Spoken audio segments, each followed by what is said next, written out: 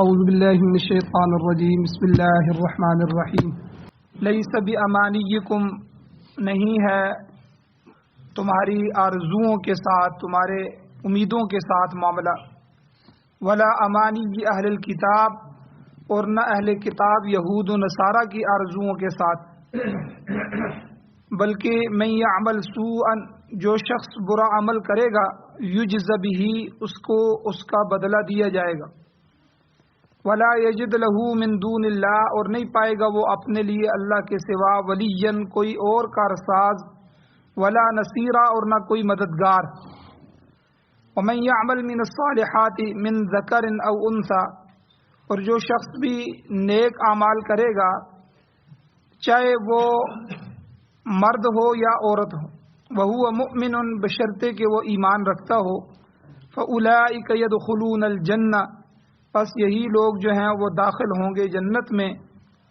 ولا یظلمون نقیرا اور یہ لوگ کہ ان پر ایک تل کے برابر بھی ظلم نہیں کیا جائے گا ومن احسن دینا اور کون شخص زیادہ بہتر ہے دین کے اعتبار سے ممن اس شخص سے اسلم وجہہ للہ جس نے اپنے چہرے کو اللہ کے لیے جھکا دیا اللہ کے سپرد کر دیا اپنے چہرے کو اللہ کے تابع کر دیا وہو محسن اور وہ نیکی کرنے والا ہے واتبع ملت ابراہیم حنیفہ اور اتباع کی اس نے ابراہیم علیہ السلام کی ملت کی حنیفہ جو کہ یکسو ہو کر اللہ کی طرف لگنے والے تھے واتخذ اللہ ابراہیم خلیلا اور اللہ تعالیٰ نے ابراہیم علیہ السلام کو اپنا خلیل بنایا وَلِلَّهِ مَا فِي السَّمَاوَاتِ وَمَا فِي الْأَرْضِ اور اللہ ہی کے لیے ہے جو کچھ آسمانوں میں ہے اور جو کچھ زمینوں میں ہے وَكَانَ اللَّهُ بِكُلِّ شَيْءٍ مُحِيطًا اور اللہ تعالیٰ ہر چیز کا احاطہ کرنے والا ہے سورۃ النساء کی آیت نمبر 123 124 125 اور 126 یہ 4 آیتیں آپ کے سامنے تلاوت ہوئی ہیں آپ نے ان کا ترجمہ سماعت فرمایا ان آیات کے 4 درس اس سے پہلے گزر چکے ہیں آج ان کا 5واں درس ہے پچھلے درسوں کا خلاصہ یہ ہے کہ اللہ تعالیٰ نے ایمان والوں کو متنبہ کیا متوجہ کیا کہ اے ایمان والو اے نبی علیہ الصلوۃ والسلام کی امتیوں کہ تم سے پہلے بھی بہت سی مخلوقات گزری ہیں بہت سی قومیں گزری ہیں بہت سے انبیاء کی امتیں گزری ہیں تو اللہ نے ان کے حالات کو بیان کر کے امت محمدیہ کو جوڑا ہے کہ جس طرح وہ ایک آرزوؤں پر جی رہے تھے امیدوں پر جی رہے تھے کہ ہمارے نبی ہماری بخشش کر دیں گے ہمارے ساتھ یہ معاملات ہو جائیں گے ہم اللہ کے برگزیدہ ہیں ہم اللہ کے بیٹے ہیں فلاں اور فلاں یہ ساری آرزوئیں لے کے جی رہے تھے اور اسی پہ مر گئے تو ان کی آرزوؤں نے ان کو کچھ کام نہیں دیا تو اس لیے تم نے بھی خالی خولی نعرے نہیں لگانے خالی دعوے نہیں کرنے کہ ہم جو ہے محبت رسول میں محبت اہل بیت میں محبت صحابہ میں محبت اولیاء میں کہ ہم جو ہے ان کی محبت کرنے والے ہیں محبت جو ہے وہ امتحان مانگتی ہے تو جب آپ محبت کرو گے تو پھر زندگی میں ایک تو عمل کی ضرورت ہوگی کہ ان شخصیات کے نقش قدم پر چلنا ہوگا دوسرا جو ہے وہ جگہ جگہ تمہارے امتحان ہوں گے تو یہ ساری چیزیں ہوں گی اس کے بعد آخرت میں تمہارے لیے درجہ ہے تو لیس بامانیکم خالی تمہاری جو ہے وہ آرزوئیں اور امیدیں کام آنے والی نہیں ہیں جس طرح اس سے پہلے یہود و نصارہ خوش فہمیوں میں مبتلا تھے اس لیے تم بھی کہیں عمل کی زندگی کو چھوڑ کے خالی خولی نعرے دعوے اور ان خوش فہمیوں میں مبتلا نہ ہو جانا اور اس کے علاوہ مسلمان فرقوں میں جو خوش فہمیاں پائی جاتی ہیں ان کو بھی بیان کیا گیا پھر خاندانی تفوق جو ہے یہودیوں میں خاص کر کے وہ اپنے آپ کو اعلیٰ خاندان کا سمجھتے تھے نبیوں کے خاندان کا سمجھتے تھے تو ہمارے ہاں بھی جو سید اور سادات ہوتے ہیں بعض دفعہ وہ بھی عمل سے جان چھڑانے کے لیے اپنے خاندان کے تفوق کو پیش کرتے ہیں بھائی ہمیں کیا ضرورت ہے ہم تو اعلیٰ خاندان کے ہمارا نسب اعلیٰ ہے تو یاد رکھیں کہ خالی خاندان کا تفوق اور خاندان کی برتری اور خاندان کا اعلیٰ ہونا یہ کسی کے کام نہیں آئے گا، بلکہ اعمال کی زندگی کام آئے گی۔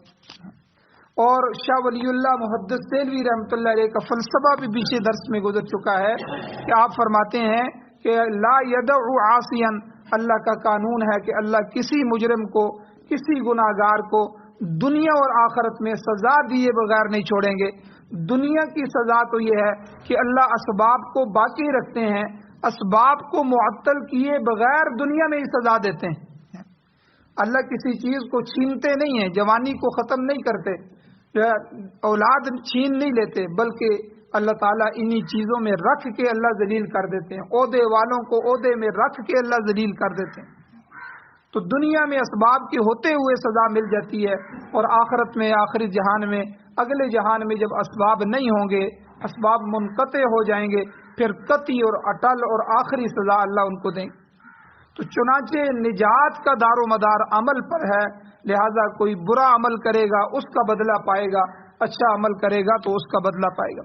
آگے اللہ تعالیٰ نے وضاحت سے فرما دیا من یعمل سوءا یجز بہ، جو برائی کرے گا اسے اس کا بدلہ دیا جائے گا، ومن یعمل من الصالحات، جو نیک عمل کرے گا، من ذکر او انثی، مرد ہو یا عورت ہو، وہو مؤمن، شرط یہ ہے کہ وہ ایمان والا ہو، عقیدہ اس کا درست ہو، آخرت کے متعلق، اللہ کے متعلق، اللہ کی کتابوں کے متعلق، گزشتہ رسولوں کے متعلق اور آخرت کے متعلق، دوبارہ اٹھائے جانے کے متعلق، قبر حشر کے متعلق، یہ جتنے بھی عقیدے ہیں، اور نبی علیہ الصلوۃ والسلام کی نبوت کے متعلق عقیدہ ختم نبوت، یہ سب کے سب عقائد درست ہوں، اگر ان میں گڑبڑ نہیں ہوگی تو پھر نیک عمل اس کے کام آنے والا ہے۔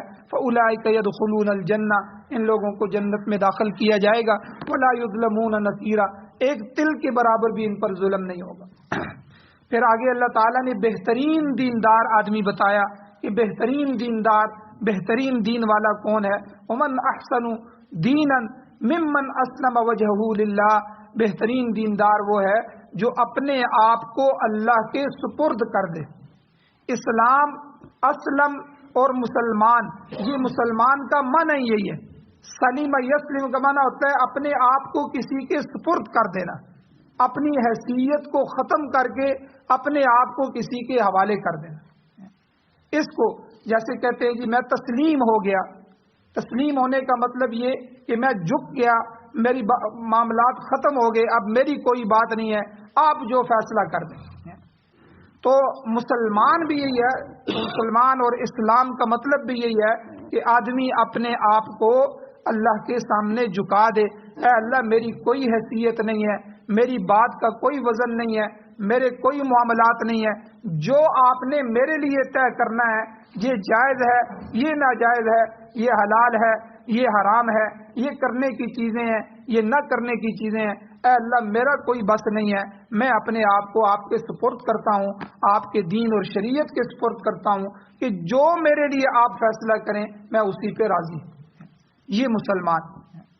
تو اللہ نے یہاں بھی فرمایا بہترین دیندار وہ ہے جو اپنی زندگی کے شب و روز، اپنی زندگی کے لیل و نہار، دن اور رات یہ اللہ کی رضا میں گزارے، اللہ کی رضا والے اعمال کرے، اللہ سے پوچھ کے کرے۔ کیا مطلب؟ کہ فتوے کے مطابق زندگی گزارے اور قرآن و شریعت، قرآن و سنت کے مطابق اپنی زندگی گزارے۔ تو ہمتاً اللہ کی طرف متوجہ ہو جائے اور گویا کہ اخلاص کے ساتھ ہر عمل کرے، اور اللہ تعالیٰ کی ذات کو راضی کرنے کے لیے، اس وحدہ لا شریک کی ذات کو جو ہے متوجہ کرنے کے لیے اور اس کی قربتوں کے لیے کہ مجھے اللہ کے ہاں کچھ مقام حاصل ہو جائے، اللہ کے ہاں مجھے درجات مل جائیں، اس کے لیے یہ کام کریں۔ تو اس میں کوئی فعلی قولی شرک کی ملاوٹ نہ ہو، منافقت نہ ہو، نفاق کی ملاوٹ نہ ہو، اللہ کے ساتھ مخلص ہو جائے۔ اخلاص کہتے ہی ہوتے ہیں اسے ہیں جو آدمی اپنی پارٹی کے ساتھ، اپنے خاندان کے ساتھ، اپنے لوگوں کے ساتھ مخلص ہوتا ہے، کہتے ہیں جی یہ منافق نہیں ہے، سچا ہے، دل کا سچا ہے۔ تو اللہ کے ساتھ دل کی سچائی کے ساتھ آدمی متوجہ ہو جائے اور اپنے آپ کو اللہ کے لیے پیش کر دے۔ اور اس کے بعد اللہ تعالیٰ نے ملت ابراہیمی کا حکم دیا۔ کل میں نے ذکر کیا ابراہیم واتبع ملت ابراہیم، کہ وہ اس نے ملت ابراہیمی کی اتباع کی، اور ابراہیم علیہ السلام کون تھے؟ اللہ نے بیان فرمایا حنیفہ، یکسو ہو کر ہر طرف سے کٹ کے ایک طرف لگنے والا، سارے سہاروں کو چھوڑ کے، سارے اسباب کو چھوڑ کے اللہ کی ذات کو اپنانے والا، اس کو حنیف کہتے ہیں۔ تو ہمیں بھی کہا گیا قرآن مجید میں حنفاء للہ غیر مشرکین بھی، اللہ کے لیے حنیف ہو جاؤ، یکسو ہو کے اللہ کی ذات کی طرف متوجہ ہو جاؤ، باقی ساری ذاتوں کو چھوڑ دو۔ یہاں تک کہ علماء فرماتے ہیں ایک والد اپنی اولاد سے بھی توقع نہ رکھے کہ یہ مجھے بڑھاپے میں سہارا بنیں گے، یہ مجھے پالیں گے، تو نہ تمہیں انہوں نے بچپن میں پالا ہے نہ بڑھاپے میں پالیں گے۔ بچے جب یتیم ہو جاتے ہیں تو بظاہر سہارا والدین کا چھوٹ جاتا ہے، پھر ان کو کون پالتا ہے؟ اللہ کی ذات پالتی ہے۔ تو اس لیے کسی حال میں بھی اللہ کی ذات کا سہارا نہ چھوڑا جائے۔ جو آدمی ان کچے سہاروں کو ہاتھ رکھتا ہے پھر یہ سہارے ہاتھ سے چھوٹ جاتے ہیں، بندہ نا امید ہو جاتا ہے، کیونکہ ہر ایک کی اولاد اس کے معیار پہ تو پورا نہیں اترتی، ہر ایک دوست دوستی کے معیار پہ پورا نہیں اترتا۔ تو اس لیے اللہ کو دوست بنایا جائے، اللہ تعالیٰ کی ذات کے ساتھ تعلق رکھا جائے۔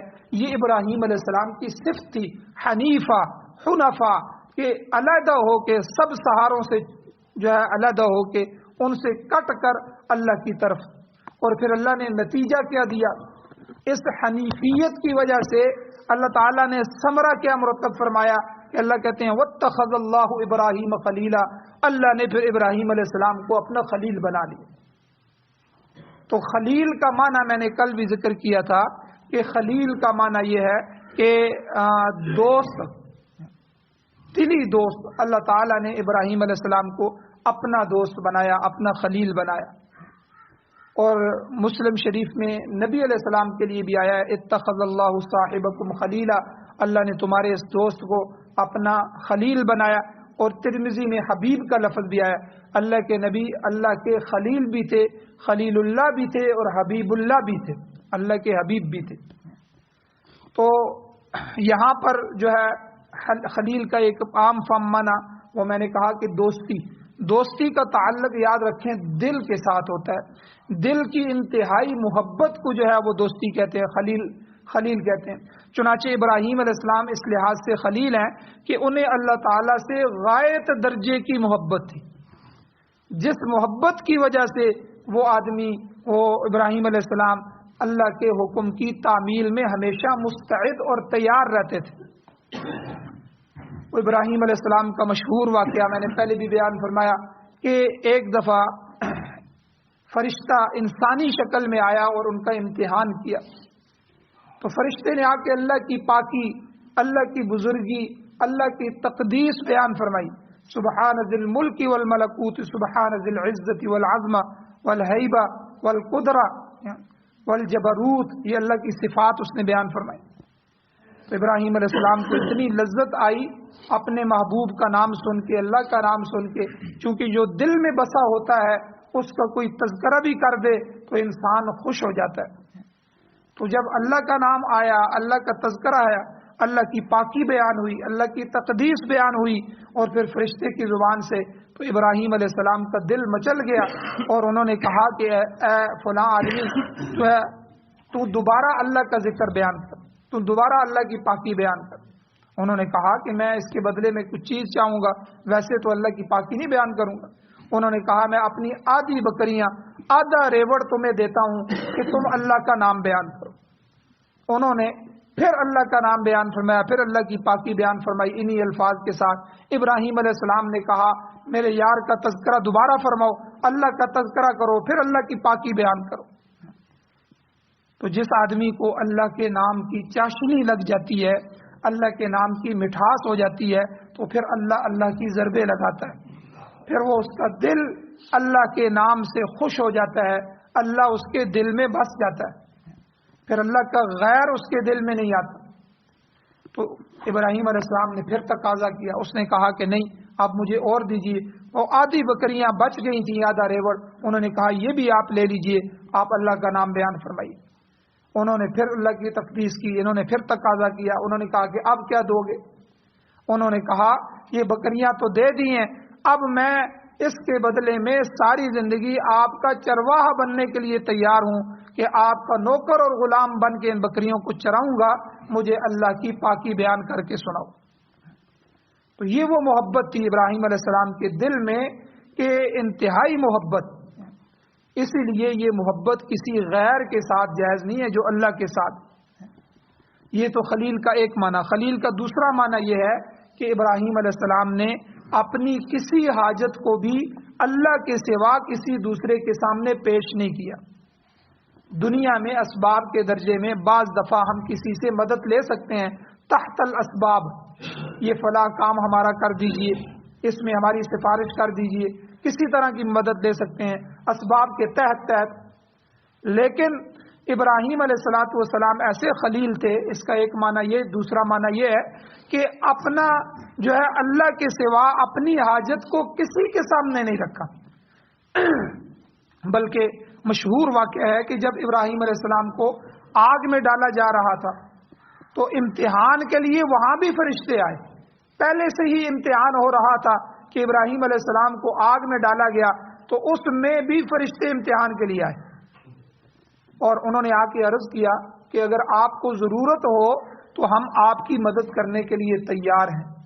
ہم جو ہے وہ دریاؤں میں سے پانی اٹھاتے ہیں، اس آگ کو بجھا دیتے ہیں۔ ہوا کا فرشتہ آ گیا، اس نے کہا کہ میں اس ہوا بھیجتا ہوں، اس آگ کو اٹھا کے دور جا کے پھینک دے گی، اس کو بجھا دے گی۔ تو ابراہیم علیہ السلام نے صاف فرما دیا کہ مجھے اللہ کے سوا کسی کی مدد درکار نہیں، اللہ کے سوا مجھے کسی کی مدد کی ضرورت نہیں۔ فرشتے نے پھر دوسرا امتحان کیا، پھر کہا کہ اچھا اللہ ہی کس کے لیے مدد، اللہ سے ہی مدد کی دعا فرمائے، آپ دعا کریں کہ اللہ آپ کی مدد کرے۔ تو دیکھیں توجہ اور دل کا تعلق کتنا تھا۔ ابراہیم علیہ السلام نے فرمایا میرے سوال سے اللہ کا علم زیادہ وسیع ہے، وہ جانتا ہے کہ میں کس حال میں ہوں، لہذا مجھے اسے بتانے کی بھی ضرورت نہیں ہے۔ گویا کہ قرآن مجید نے جو فرمایا وَأُفَوِّضُ أَمْرِي إِلَى اللَّهِ، کہ میرا معاملہ اللہ کے سپرد ہے، تو اس کے پورے مصداق ابراہیم علیہ السلام تھے۔ تو ابراہیم علیہ السلام کی خلت اس وجہ سے ہے کہ آپ کے دل میں اللہ کی انتہائی محبت تھی، انتہائی تعظیم تھی، اور دوسرا یہ کہ انہوں نے تمام حاجتوں کو صرف اللہ کے سامنے پیش کیا۔ اس لیے ہمارے لیے بھی یہاں درس ہے کہ ہم اللہ کے ساتھ تعلق پیدا کریں۔ یاد رکھیں یہ جتنے بھی عذابات آ رہے ہیں، یہ جتنی بھی بے برکتیاں ہیں، یہ جتنی بھی نحوستیں ہیں، یہ اللہ سے بندے کا تعلق ٹوٹنے کی وجہ سے۔ ہمیں تو دعا مانگنا نہیں آتی، نماز پڑھنا تو یہ بہت عالی شان عمل ہے کہ نماز میں بندہ ٹائم کی طرف نہ دیکھے، بالکل دل اللہ کی طرف ہو، اور نماز ختم ہونے کو ہی دل نہ چاہے۔ اب صحابہ کے واقعات پڑھتے ہیں، نبی علیہ الصلوۃ والسلام نے ایک صحابی کو فرمایا آج رات کون پہرا دے گا؟ تو صحابہ نے، دو صحابہ تھے، انہوں نے کہا کہ ہم پہرا دیں گے۔ پھر پوچھا تو حضور نے ان کو پہرے کے لیے کھڑا کر دیا۔ انہوں نے آپس میں مشورہ کیا اتنی لمبی رات ہے تو میں پہرا دوں گا، آپ آدھی رات سو جائیں، پھر دوسری رات کے حصے میں آپ پہرا دیں، میں سو جاؤں گا، تھوڑا آرام کر لیں گے۔ انہوں نے کہا ٹھیک ہے۔ تو انہوں نے پہرا دینا شروع کیا، اور جس طرف سے دشمن کا خطرہ تھا اس طرف ہو کے، قبلہ رخ ہو کے انہوں نے نماز شروع کر دی کہ چلو دشمن آئے گا تو مجھے پتہ چل جائے گا۔ اب دشمن کا آدمی آیا، انہوں نے نماز پڑھ رہے تھے، فضائل اعمال میں واقعہ موجود ہے، احادیث کی کتابوں میں واقعات موجود ہیں۔ اس نے تیر چلایا، اس نے دور سے دیکھا کہ کوئی چیز کھڑی ہے، تو وہ تیر آ کے ان کو لگا، پھر دوسرا تیر، پھر تیسرا تیر، پھر گرے، اور گرنے کی وجہ سے آدمی جو دوسرا ساتھی صحابی تھے وہ جاگ گئے۔ انہوں نے کہا اللہ کے بندے، اللہ کے ولی، مجھے جگا دیتے آپ۔ تو انہوں نے کہا میں نے نماز شروع کی ہوئی تھی، اور نماز میں نے کوئی ایسی سورت، غالباً سورہ یاسین شروع کی تھی، میرا دل نہیں کر رہا تھا کہ میں اس کے ختم سے پہلے نماز کو ختم کروں۔ آپ دیکھیں سولی پہ بھی چڑھے ہوئے ہیں تو اللہ کے نام کی لذت لے رہے، اور حالات کے اندر موجود ہیں پھر بھی اللہ کی طرف متوجہ۔ تو کم از کم بندہ 20-25 منٹ، آدھا گھنٹہ اللہ تعالیٰ سے دعا مانگ سکے۔ اس دعا میں کون آ رہا ہے کون جا رہا ہے اس کو کوئی توجہ نہ ہو، بس اللہ کی ذات ایسا تعلق ہو کہ اللہ کی ذات ہی جو ہے کہ سامنے کھڑی ہے، اور اسی طرح ایک واقعہ آتا ہے کہ غالباً حضور علیہ السلام کی حدیث ہے یا کوئی پہلے انبیاء کا واقعہ ہے کہ اگر یہ ساری، کسی نے پوچھا کہ یہ ساری کی ساری زمین کی جو یہ آسمان کا جو حصہ ہے یہ ساری کمان بن جائے اور زمین کی ہر شے تیر بن جائے اور اللہ خود برسانا شروع کر دیں تو بتاؤ مخلوق میں سے کون بچے گا اور پھر کہاں اس کو پناہ ملے گی؟ تو پیغمبر نے کہا کہ دیکھو اس کو اللہ کے قدموں میں پناہ ملے گی، کیونکہ تیر برسانے والا دور تیر مارتا ہے، جو آدمی اس کے قدموں میں چلا گیا، اس کے پاس چلا گیا، وہ بچ گیا۔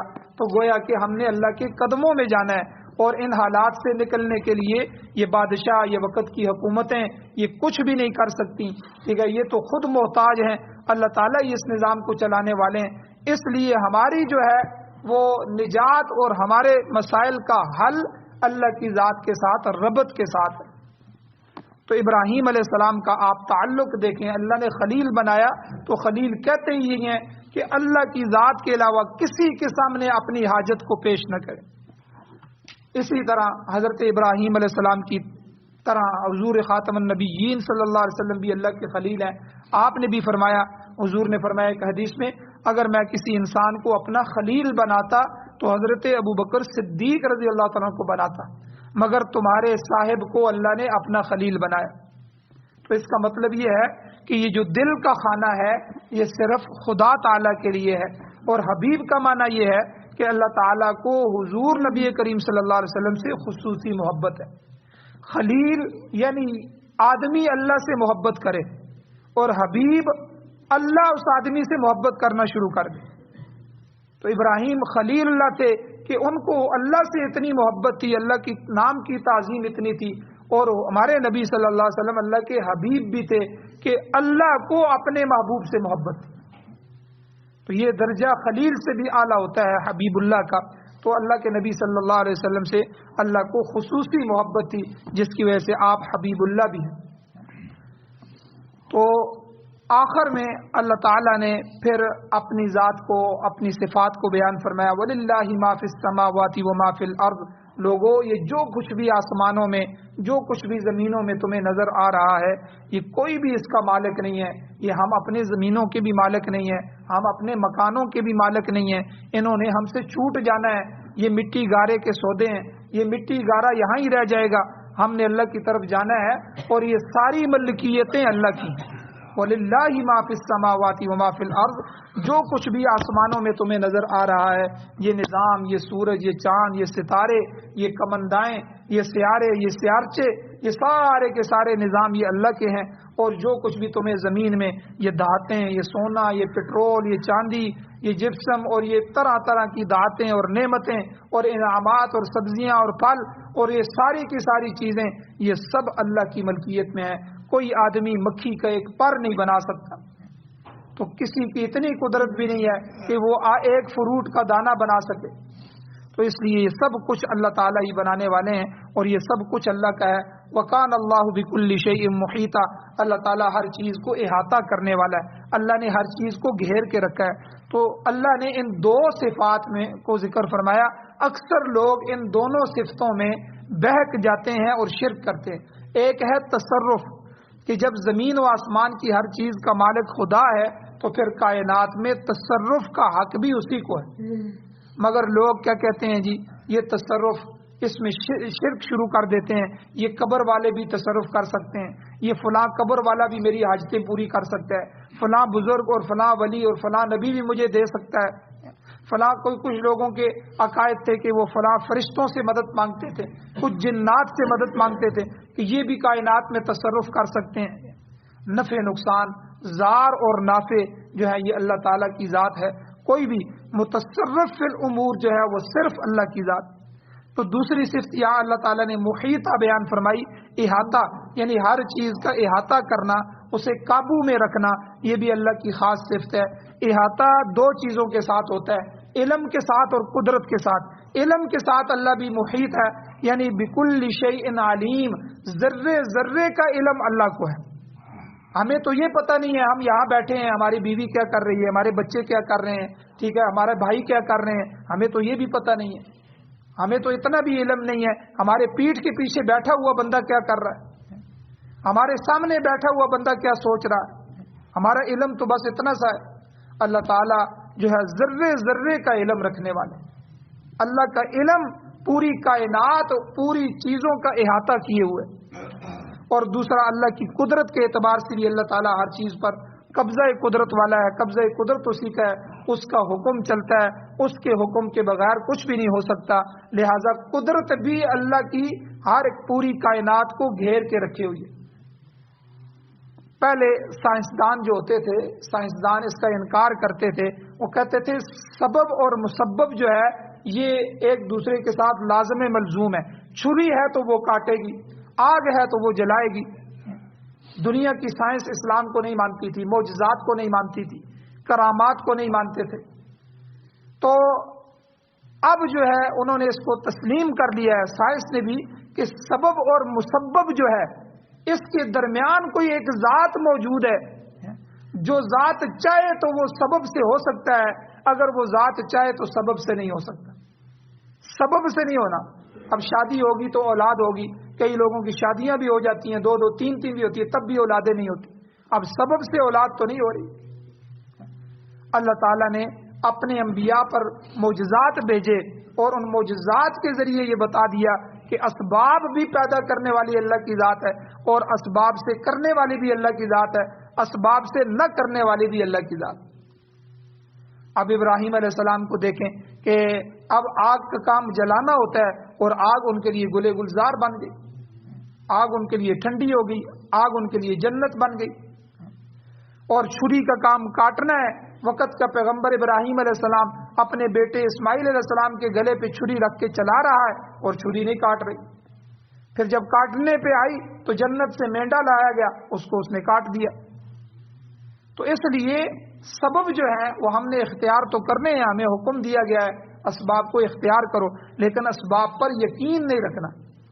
ایک آدمی اپنے بیٹے کو جو ہے وہ 2 کریانے کی دکانیں ڈال کے دیتا ہے. ایک بیٹے کا رزق زیادہ ہوتا ہے، اللہ کے ہاں لکھا ہوتا ہے، اللہ اس کے لیے وسیع کر دیتا ہے، وہ اچھی طرح چلا لیتا ہے، اس کا رزق بڑھنا شروع ہو جاتا ہے. دوسرے کو اسی میں نقصان ہو جاتا ہے. ہر چیز پوری ہے، موجود ہے. مارکیٹ میں دیکھیں کتنی دکانیں ہیں، ہر چیز کی دکانیں. کسی کا رزق زیادہ ہے، کسی کا کم ہے. تو اسباب کے درجے میں تو اس نے ساری چیزیں ڈال کے رکھی ہوئی ہیں، لیکن آگے چلانے والی ذات اللہ کی. تو اس لیے سائنسدانوں نے بھی اس حقیقت کو تسلیم کیا کہ سبب اور مسبب میں علاقہ قطعی نہیں ہے، تعلق قطعی نہیں ہے. اس کا نتیجہ یہ ہے کہ ہر ذرے ذرہ جو ہے اپنے مالک کے حکم کا منتظر رہتا ہے. زمین و آسمان کا ذرہ ذرہ اللہ جو ان کا مالک ہے، اللہ جو ان کا خالق ہے، اپنے خالق اور مالک کے حکم کا منتظر ہوتا ہے. جس وقت جو حکم ہوتا ہے اس کی تعمیل ہوتی ہے. یہ جو زلزلے آتے ہیں، یہ جو طوفان آتے ہیں، یہ جو سیلاب اور پانی آ رہے ہیں جو پوری دنیا کو تباہ کر رہے ہیں، تو یہ اللہ کے حکم کے منتظر ہوتے ہیں.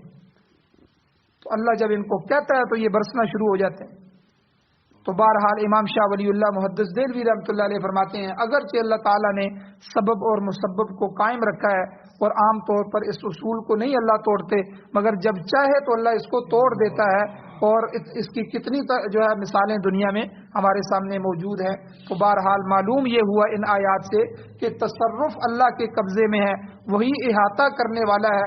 چونکہ اکثر لوگ انہی صفات میں شرک کرتے تھے، لہذا اللہ تعالیٰ نے آخر میں انہی 2 صفات کو ذکر کر کے لوگوں کو گویا کہ دوبارہ توحید کا درس دیا. میں اکیلی ذات ہوں، میری ذات کے ساتھ کوئی شریک نہیں ہے. اللہ تعالیٰ سے دعا ہے اللہ ہمیں عمل کی توفیق عطا فرمائے. آمین. الحمدللہ رب العالمین والعاقبۃ للمتقین والصلاۃ والسلام علی رسولہ النبی الامی الکریم.